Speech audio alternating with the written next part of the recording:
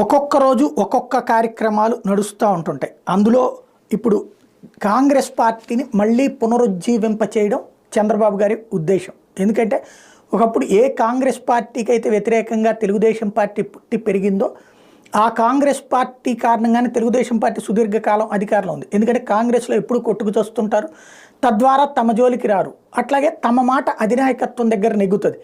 అందుకోసమే అట్లా ఇష్టారాజ్యంగా కాంగ్రెస్ పార్టీ ఏది తెలుగుదేశం పార్టీ దర్జాగా ఎక్కువ కాలం ఉందంటే కాంగ్రెస్ పార్టీ బలంగా ఉండటం వల్ల, కేంద్రంలో కాంగ్రెస్ బలంగా ఉంది కాబట్టి ఇక్కడ తెలుగుదేశం పార్టీ హవా నడిచింది. అయితే ఆ తర్వాత కాలంలో కాంగ్రెస్ పార్టీ బలహీనపడటం, భారతీయ జనతా పార్టీ బలపడ్డాక తెలుగుదేశం పార్టీకి పెద్ద సమస్య అయి కూర్చుంది.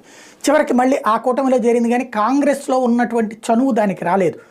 అందుకనినే తెగించి 2018లో కాంగ్రెస్ పార్టీతో పొత్తు పెట్టుకుంది, కానీ ప్రజలు ఆదరించలేదు. 2019లో పార్లమెంట్ ఎన్నికల్లో కూడా పొత్తు పెట్టుకున్నా ఆదరించలేదు. అలాంటిది